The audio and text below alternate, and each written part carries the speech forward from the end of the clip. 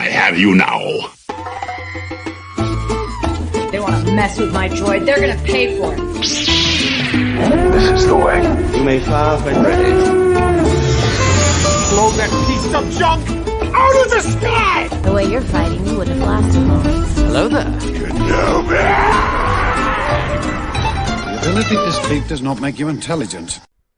Yesterday, January 16th, 2023, we got the trailer for The Mandalorian Season 3 in the middle of an NFL game. Thousands of Star Wars fans tuned into a football game they never would have watched because they wanted to get the first glimpse they possibly could of our intrepid heroes and what journeys they're going to face on Season 3. We got to see Mando, we got to see Grogu, and we got to see a whole lot of other characters, and it was really exciting. We're here to break it down for you, scene by scene, let you know everything we see in the trailer, all the lore connections, everything.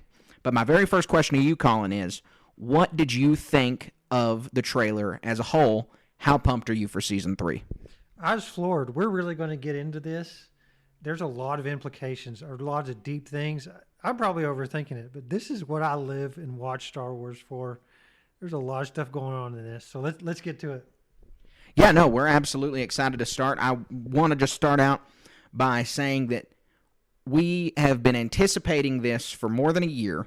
The Mandalorian, we had the interlude of Mandalorian 2.5 with the Book of Boba Fett, but this has been more than a year in the making of getting to see our hero back in action. We got a lot of great Star Wars content last year. We got a lot of different Star Wars content last year with Andor, and a lot of the conversation surrounding Andor was, how is the Mandalorian going to hold up against this superb writing and this on-set filming that Andor had?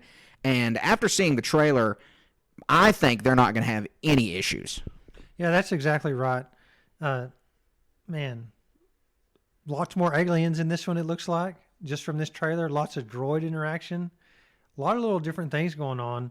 And everything's just way up to par that we're used to. Lots of cool things going on. Let's get into it. What happens first? Our scene starts with a bunch of Mandalorians walking across a barren desert planet. Could be any desert planet we know of. It could be Tatooine, could be Jakku, could be Jeddah, could be any desert planet for all we know. And it starts with the hard guitar screech that we've come to know with the Mandalorian. And then we get to see just the very first scene of a bunch of Mandos in some hodgepodge, multicolored armor with Din, their leader, just kind of walking through the fold. Right, and we also get the voiceover of Din Djarin. Our people are scattered. So this is the first where I want to go kind of deep into it. Our people, Mandalorians. Mandalorians are scattered. What's he going to do? He's going on a quest to Mandalore for redemption. And so we have this opposition of ideology. Bo-Katan, Kryze versus, who are they? Not the Death Watch, Children of the Watch, right? And so I think what we're going to see, this is the first hint of what this season is going to be about, is the dichotomy of these two belief systems clashing. You know, we see in this scene a bunch of Mandos gathered. We see assault scenes. You know, these Mandos are real multicolored. Who is another multicolored Mando that you've seen in the past? Could this be of a similar house to them? Right, because not all these Mandos have the isolated color scheme that some like groups like Death Watch do. You know, the conflict between Bo-Katan and Din, from this trailer, we see Din going in the direction of the Armorer. But from the teaser trailer, Bo-Katan is directly addressing Grogu and talking about how his father's not the only Mandalorian. And so it seems to paint a picture that Din has chosen a side, and it is the Children of the Watch versus Death Watch. I think this conflict is going to be a little bit of a red herring for the show. I think it's going to be the first half of the season's conflict. But I think, based on rumors and other things we see in the trailer, that the First Order / Sith Eternal / Imperial Remnant / Thrawn's Empire / whatever group you want to say that eventually culminates in the First Order is going to become the main antagonist. And so we see here that there is a devoted group of Mandalorians to Din as their leader. They're doing the chest salute. Din walks through them. We don't know if these guys are Children of the Watch, but they might be, or they might be a whole new breed of Mandalorians that have rallied around the new Mandalore, Din Djarin. Regardless of whatever that we're going to see, we can discern, he has the Darksaber. He's the leader of the Mandalore. He's the Mandalorian, right? So, gosh, the implications of that we get to finally see. Before it was a couple of duels, right? And an invader had the Darksaber. And so hopefully this gives some more in-depth and more finality to what this actually means. It's not just handed back and forth between a Mandalorian. It was fought over that we've seen here, right? Moff Gideon fought somebody and took it. And we've seen that back in the Clone Wars with Maul. So in between there's some stuff. Let's get some finality to this. Din Djarin is the leader. Man, there's so much deep stuff going on here. Go ahead. Yeah, you're absolutely right. I do want to say one, Darth Vader didn't have the Darksaber, though. We were talking about Darth Maul. You meant Darth Maul, but that's totally fine.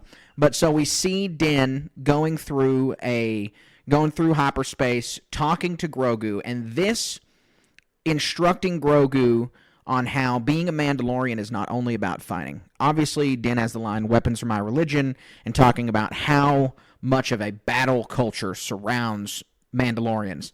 But he's also talking about the importance of navigating the galaxy to Mandalorians, which is something that they have had to do through their thousands of years of history, staying independent of the Republic, staying independent of the Separatists, obviously struggling to and not achieving independence from the Empire. But Mandalorians just having to difficultly navigate the political waters of the galaxy, having to navigate their place in the galaxy as individual Mandalorians, literally having to navigate the galaxy. It is a multi-layered analogy here that we've seen Din in his role throughout this show try to navigate the different sects of Mandalorians, finding his place, navigating the Mandalorians and the Jedi's relationship. And I think it's that line right there, I think, is what we're going to have as the linchpin of the season, is understanding what the difficulty of navigating the galaxy means to a Mandalorian. Man, those are some excellent points, Carter. And also in this scene is what I would say the official mentorship of Grogu has begun. Before, obviously, it was unofficial. It was always there. We knew what was going on, all these other things. Of course, we saw what happened in Boba Fett. But now it's inseparable. They're father and son, Mandalorian and foundling of their own clan.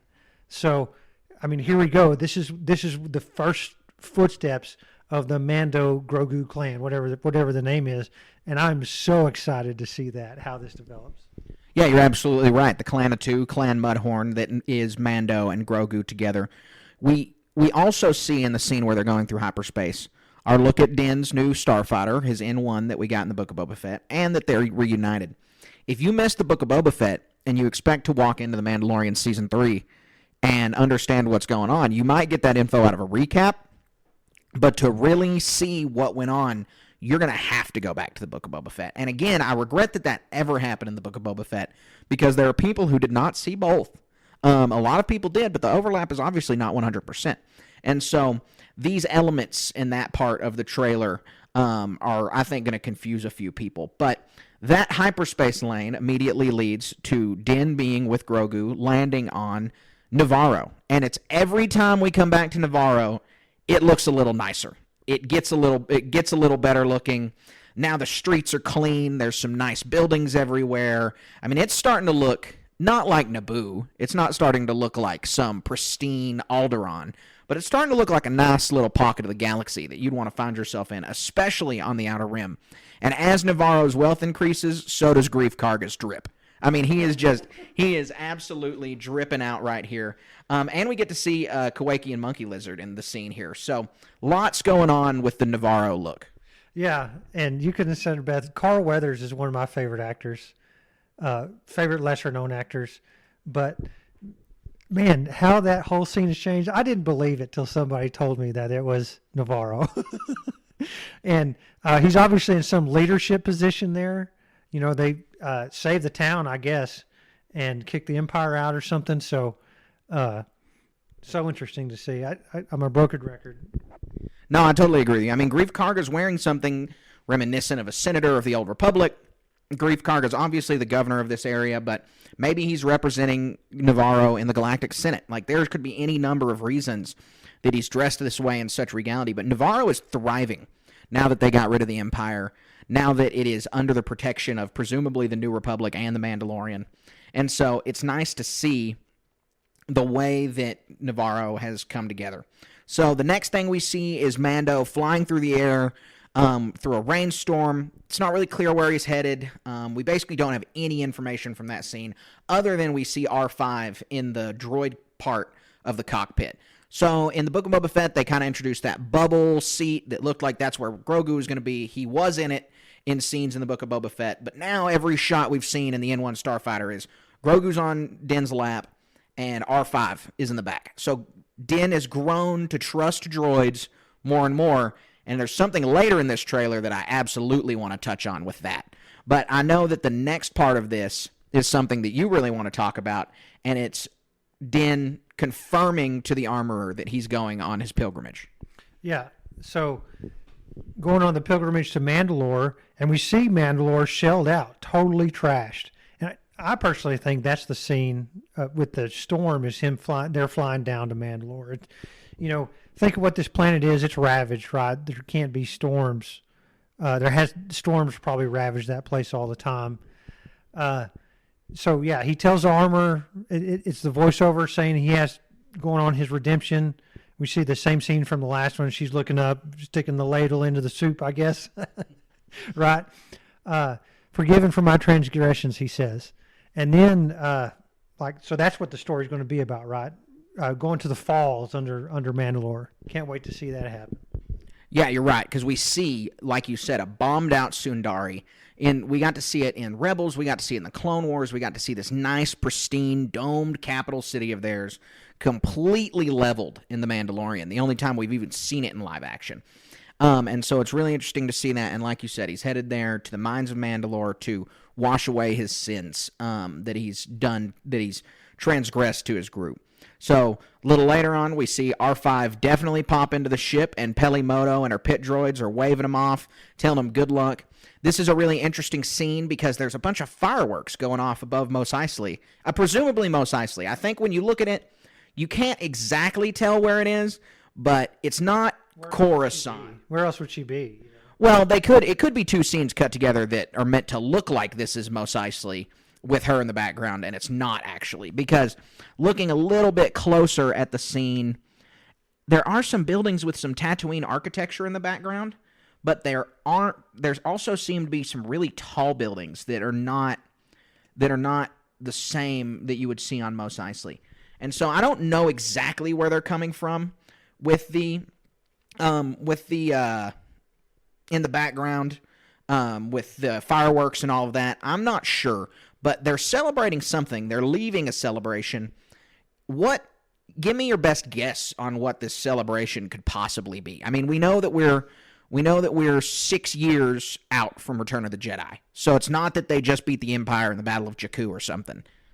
Yeah, so it could be just Life Day. I think that's kind of simplistic, though. It could be, if we're on Tatooine, it's Tatooine independence, right? The Empire's long gone. They're not under rule of the Hutts anymore. Boba Fett kicked everybody out, and he's a benevolent dictator. So there's no reason he wouldn't throw a firework party to celebrate everything. And one thing this is overthinking. I know for sure. As the N1 Starfighter leaves, what's the character's name? I'm so bad with these. Pelimoto. She says, "May the Force be with you." So she's speaking to Grogu.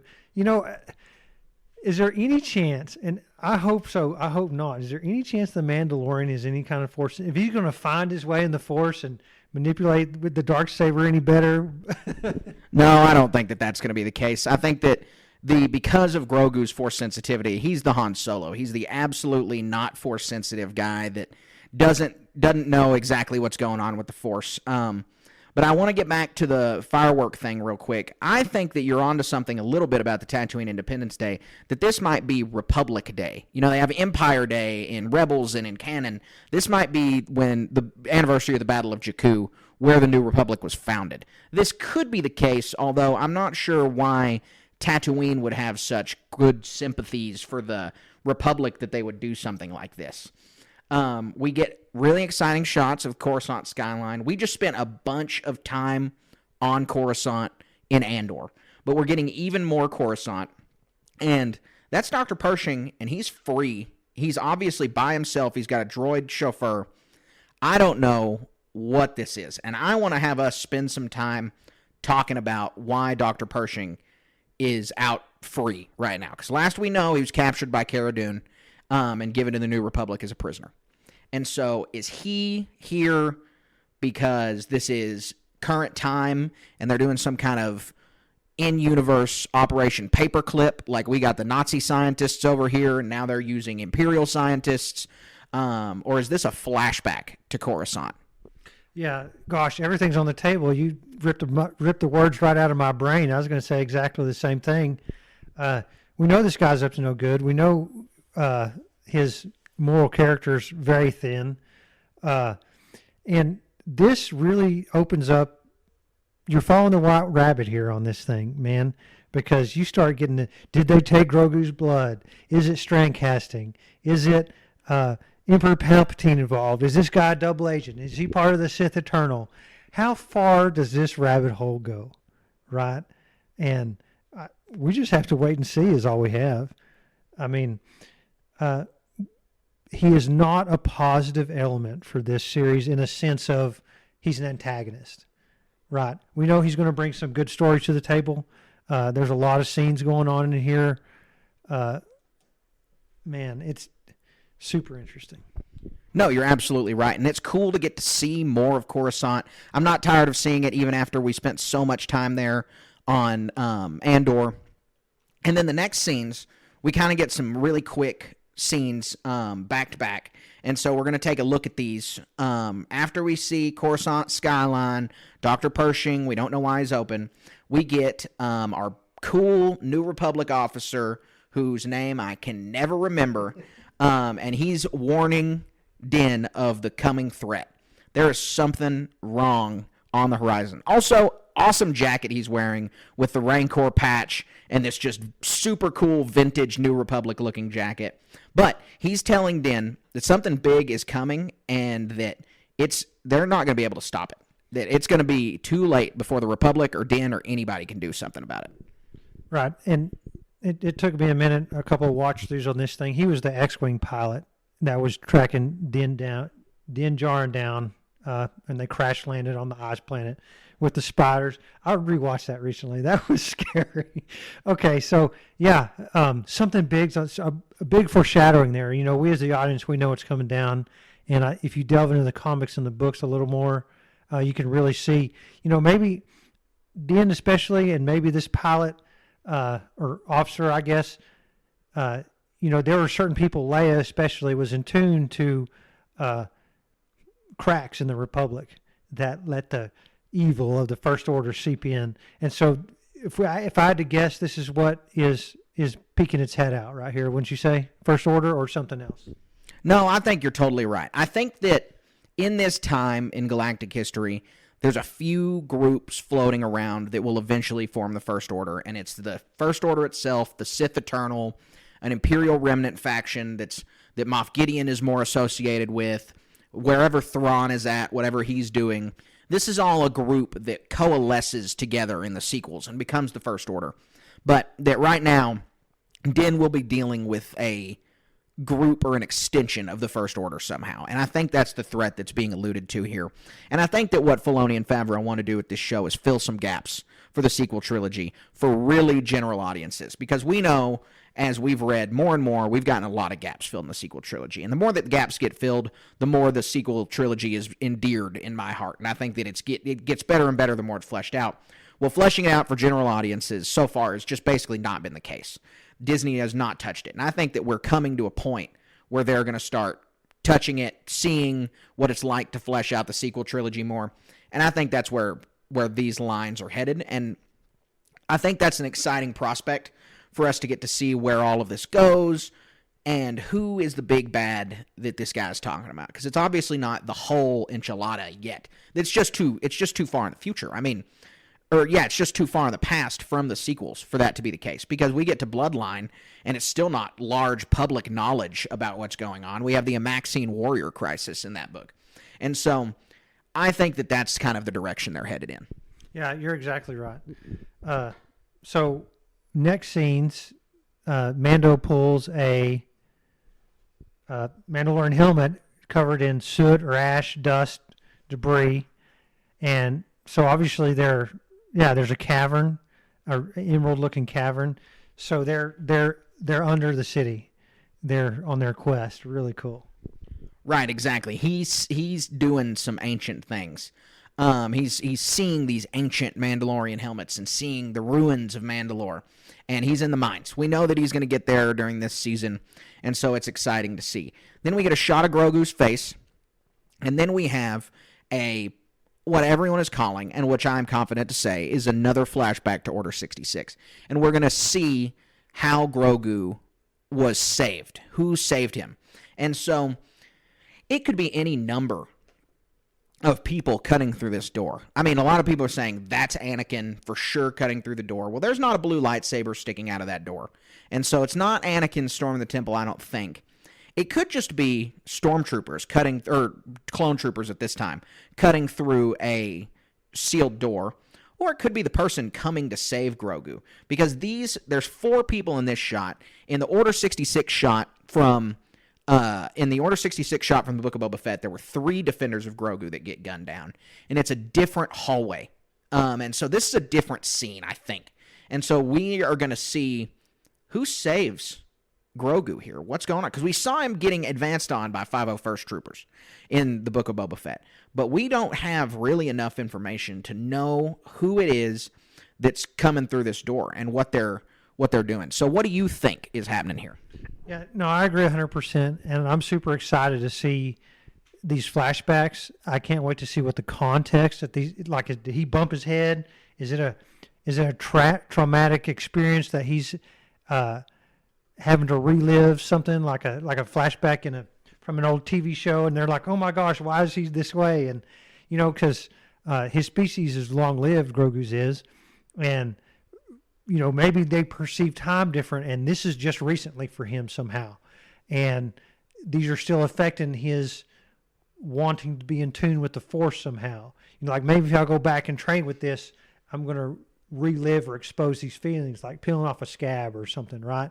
So we get to see it. No, you're right. And that actually sparked an exciting idea in my head that, there's this lesser known Force power in Star Wars, and it's called psychometry. And only a few Jedi have it. Quinlan Vos has it.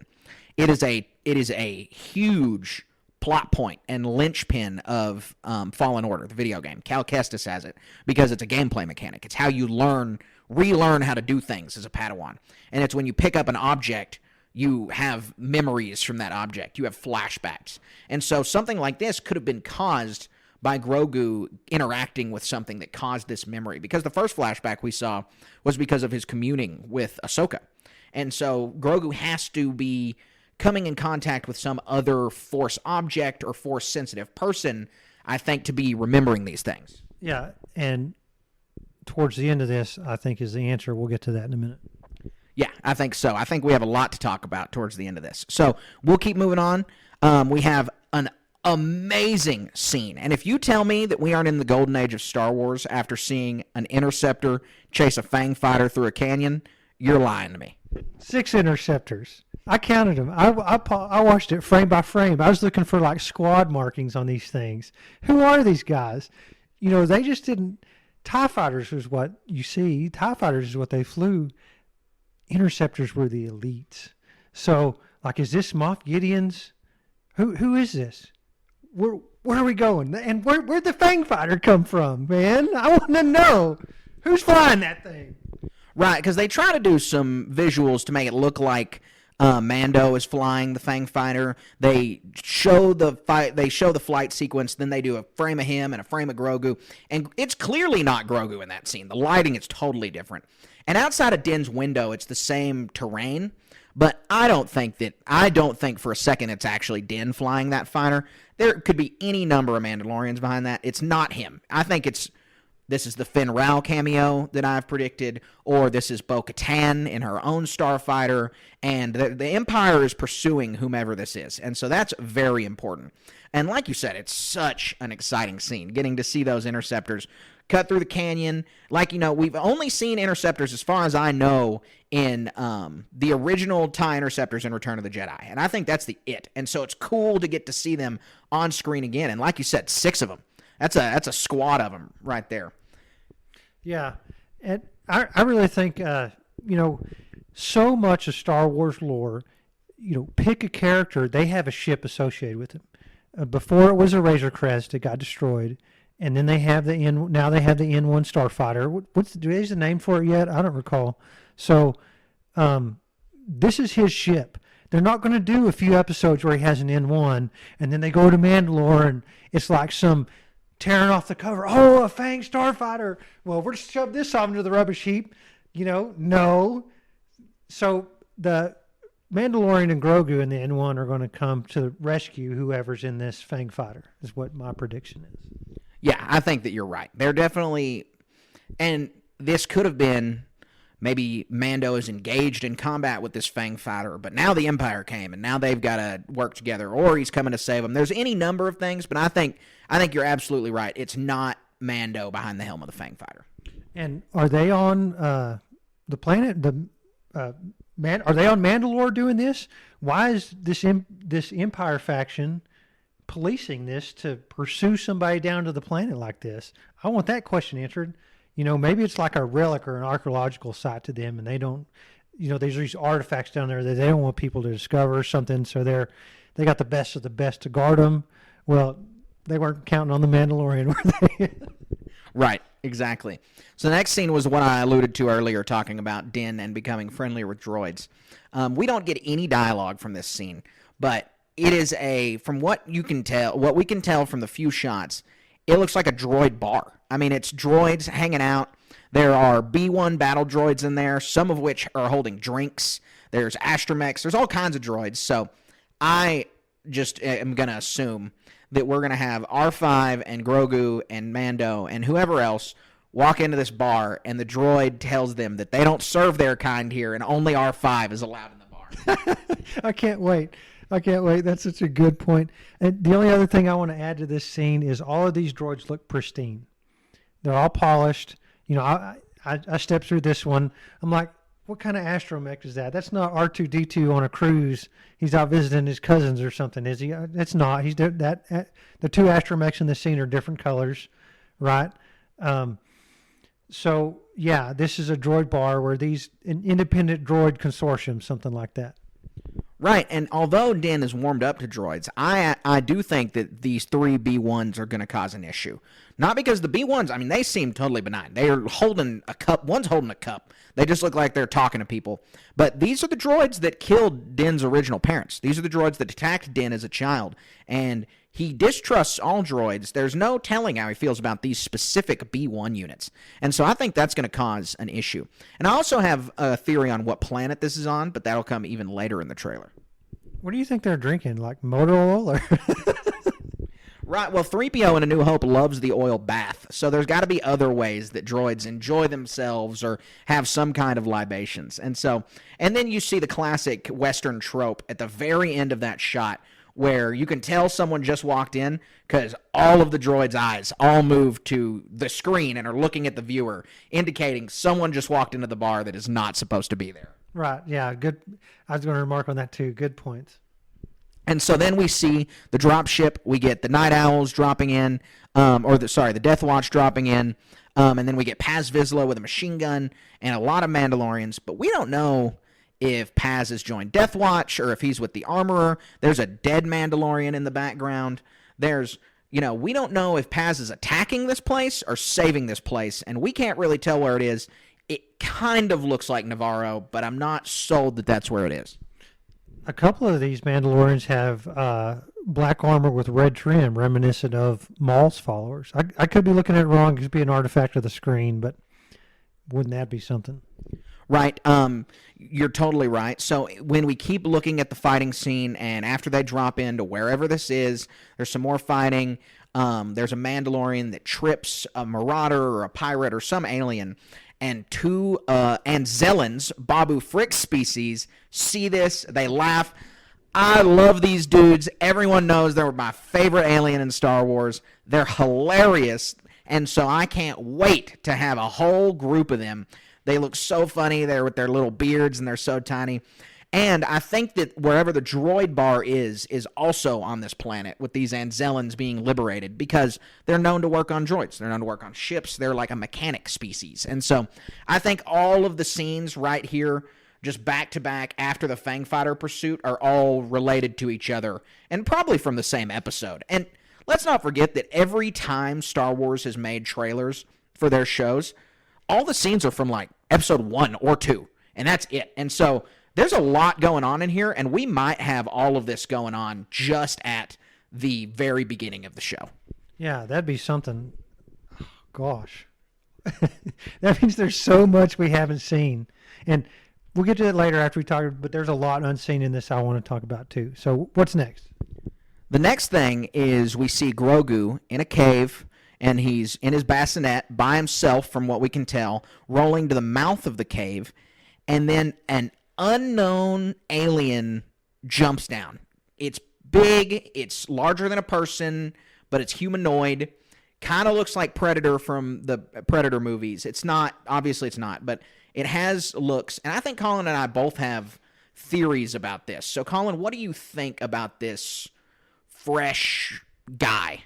So I stepped through the scene frame by frame again, and because the sounds are reminiscent, and when you watch this, it occurs really fast. If you want to know anything about this or care about it, even a modicum, you have to pause it and walk through, because I think they're trying to trick the casual viewer into thinking that this is some sort of Wookiee. Obviously not.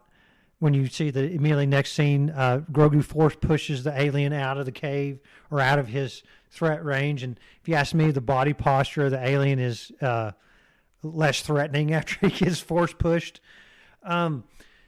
So one thing, I think Grogu's invading his space. I think this dude was chilling in his man cave with his Mountain Dew in his hand, and he jumps down, and Grogu scared. He scares Grogu. He's like, "Who's this kid in my house?" Grogu pushes him. He drops his Mountain Dew and spills it.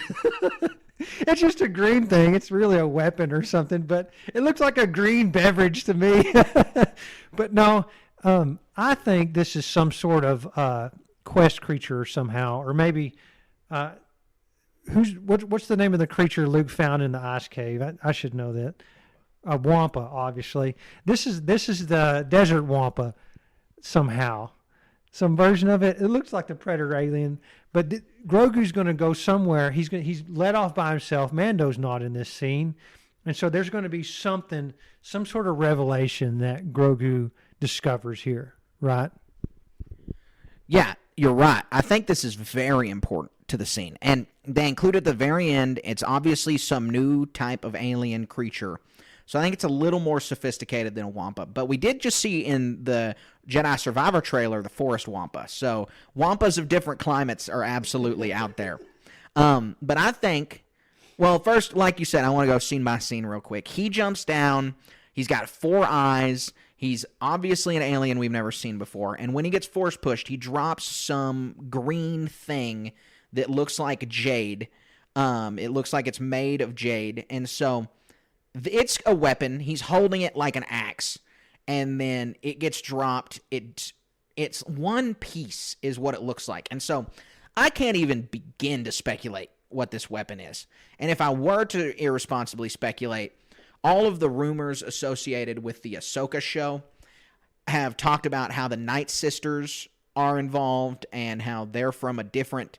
The Night Sisters that we know are from a different part of the galaxy that we've never explored before. And so this could be some kind of allusion to that threat and a weapon forged by the Night Sisters, because it's, again, one solid piece. It looks like an axe. But the other part of the theory that I have is in the Thrawn books, they have very subtly reintroduced the Yuuzhan Vong. They have not done him by name. They will never call him the Yuuzhan Vong. They are called the Grisk, but they are essentially the Yuuzhan Vong. They have the same powers. They have the same abilities. They're the same kind of antagonists to Thrawn's homeworld in the Chiss Ascendancy, in unknown space, and so in the unknown regions. And so this creature could be an on-screen appearance of the Grisk, and this could not even be. The threat could not even be the First Order. The threat could absolutely be this guy that's basically the Yuuzhan Vong. It's basically an extragalactic species that is attacking people. Now, I know that Star Wars folks and Star Wars fans love to get speculation with the Yuuzhan Vong, and that there's a lot of ways to do them right and a lot of ways to do them wrong. But I definitely think that this could be an allusion to the Grisk that are essentially just the Yuuzhan Vong. Yeah, that's interesting. I haven't read any of that or seen any of that like you have. But what else do we need to talk about? I mean, we had some good talk about this stuff. There's a lot going on here. Goodness gracious. Well, the other thing that we need to talk about, the other person in this scene, regardless of the unknown alien, is Grogu, and his force powers have enhanced. He is now a little more in control of them. He's consciously doing things like pushing people around and pushing whatever alien this is out of the cave. Like, he is cognizant of what he's doing and cognizant of his force abilities. And I think that they've increased. We already saw him increase in the Book of Boba Fett. And so I think we're going to get to see him even more empowered. Yeah, you can definitely tell his confidence level has risen there. He's very adept at his abilities, what he's doing there, and what his intent is. So, yeah, I can't wait to see it. Yeah, no, absolutely. I mean, I think that this season is going to be very Mando-focused, and it's going to be a lot about Grogu's individual journey as a Force user.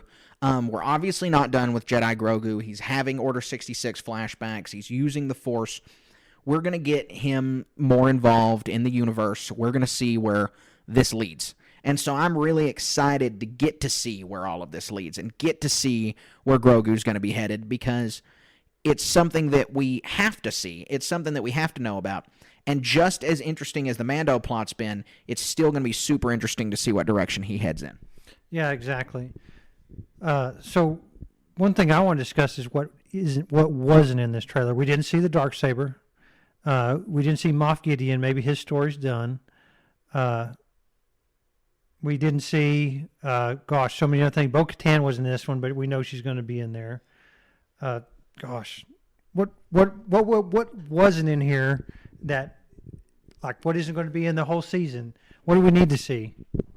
No, you're absolutely right. I mean, we have confirmation that Moff Gideon is going to be in this, and his absence from the trailer is important.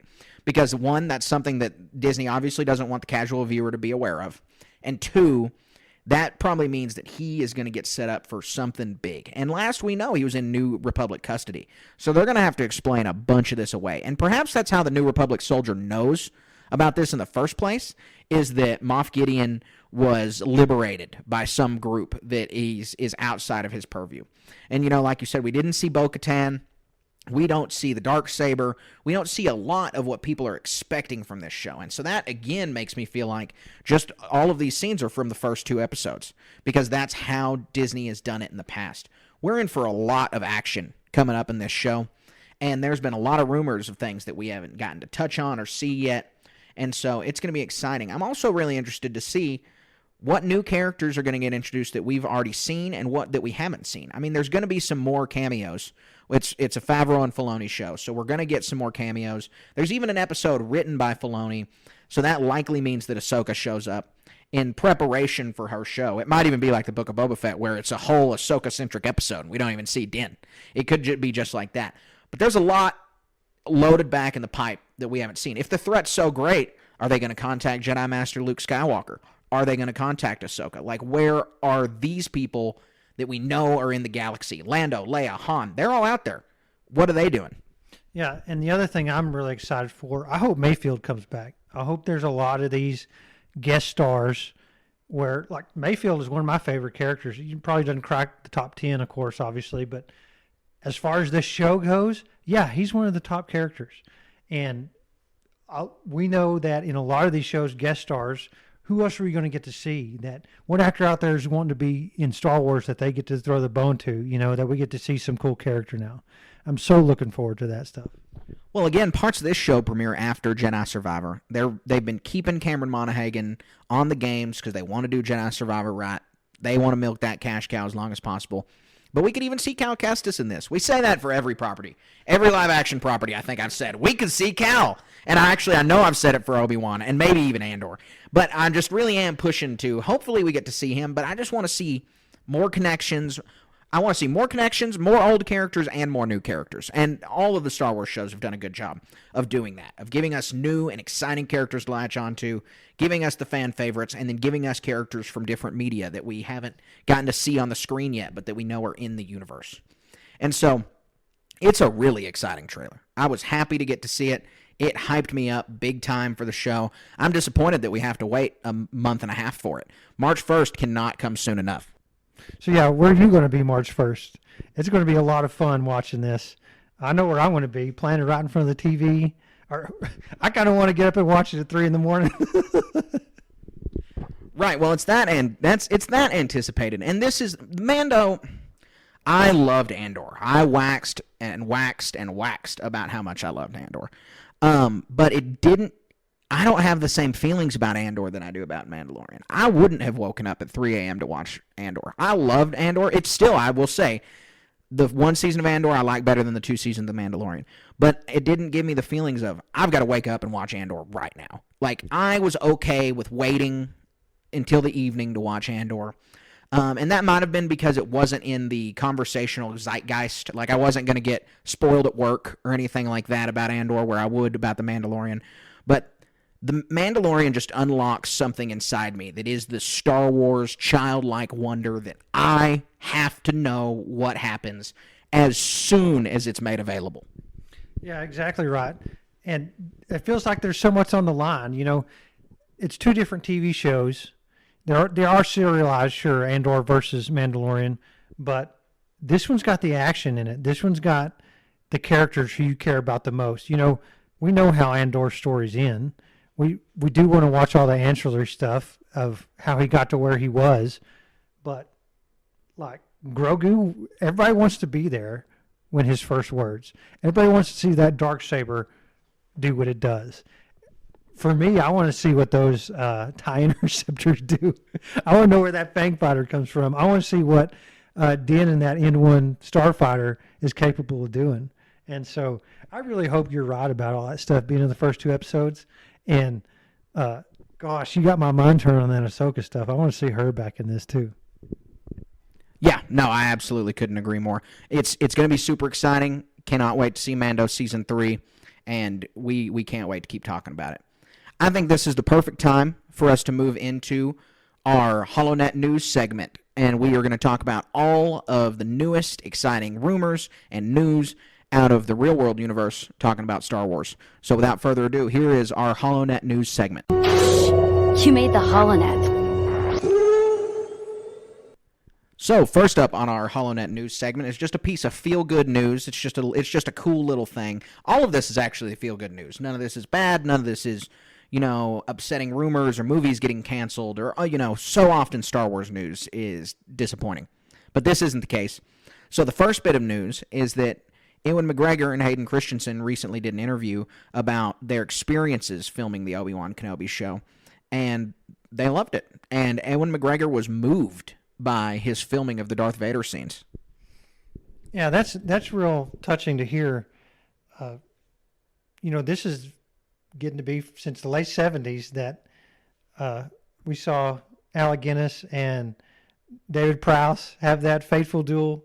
And so this is quite a weight on somebody's shoulders that these scenes will always be tied to Ewan McGregor that make up the tapestry of the Skywalker saga. So talk about moving. it was moving for me. I know it was moving for you, and it's good to hear that it was moving for him too. Yeah, it absolutely is. Like I said, it's just a piece of feel-good news because it's cool that Ewan McGregor had a good experience with it, and that hopefully it just means he wants to keep coming back for Star Wars. I know that the Obi-Wan Kenobi show didn't get the reception that people were hoping that it did, but they won some awards based on the show. Like, it was still a great piece of Star Wars, and so it's good to hear that he enjoyed it. We know Hayden's coming back for some stuff. I'd love to see Ewan come back. The second piece of feel-good news is really exciting, and that's that John Williams, who said he was going to retire after Indiana Jones 5, said, "Never mind, I'm coming back," and that is so exciting. Yeah, this bit has me pumped because what is Star Wars without John Williams almost, right? And if after he retires, I'm going to be an old man watching these movies, and there'd probably be a point where it's like before John Williams and after John Williams. So, yeah, that's great. How many more movies is he going to do? Hopefully, I don't know, let's clone his brain so we can keep this stuff going. Exactly. I mean, you have people like James Earl Jones allowing Disney to use his voice artificially generated in perpetuity, so we always have Darth Vader. Well, we need to just get an AI and feed it every John Williams soundtrack ever, and so it can try to recreate it. But it's never, ever going to get to the point where John Williams is. And finally, for our last bit of news, is that Dave Filoni and Jon Favreau are working on a new Star Wars show together. But that's all the information we have. It's pretty exciting, to say the least. Yeah, code name Ghost Track 17. So many times when they're making these shows, or even a secretive object like Blue Harvest or something, these names don't have anything to do with it. So I wouldn't read much into some Ghost Track 17. That's just a misleading thing that doesn't have anything to do with anything. So I'm pumped for a new show. I know they had canceled some in the past. We're getting some other ones with Jude Law, and of course we got Ahsoka, and we're going to get more animated stuff for sure. But hopefully they fill the gaps. I know back then we saw like a bingo card almost of shows they wanted to make, and they canceled some of those. So now we get another one. Yeah, it is exciting. And, Filoni and Favreau, they need the keys to the castle. They keep making good stuff. I mean, right now, The Bad Batch is out, and that's a Filoni show. And we're going to have The Bad Batch alongside Mando, and it's the Filoni and Favreau project. There are other directors who have obviously had their hands on Star Wars. Tony Gilroy did an amazing job. Deborah Chow with Obi-Wan Kenobi. And there's a lot of other directors coming down the line. But these two guys are the golden geese. And so the more projects that they're going to give them, I think the better. And so it is exciting to hear about this new news. With that wraps up our Star Wars HoloNet news segment, and we're going to roll into our Star Wars moment of the week.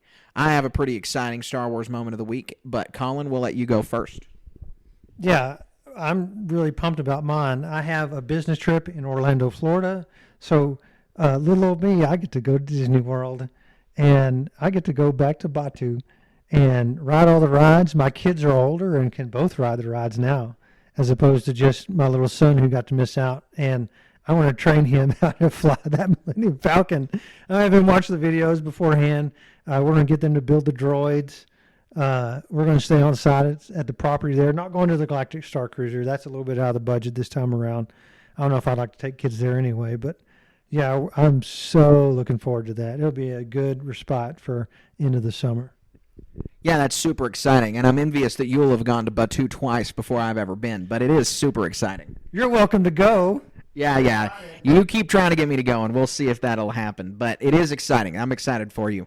My exciting Star Wars moment of the week is Cassidy and I were off on our honeymoon over Christmas and over New Year's, and so we didn't celebrate Christmas with a lot of our family, so just last weekend we celebrated Christmas with her mother-in-law, or with my mother-in-law, and some of her family, and they got me the Star Wars War of the Bounty Hunters comic omnibus that is brand new. Came out like the day we left for the honeymoon.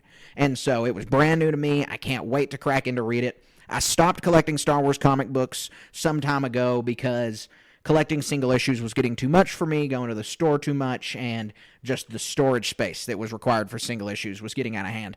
And so I've started doing Star Wars and trade paperbacks and omnibuses, and I love them. They look great. They have an awesome compilation of stories. It flows really nice, and I can't wait to read this 3-year-old story that I'm familiar with, but have tried to intentionally avoid all the spoilers I could for it.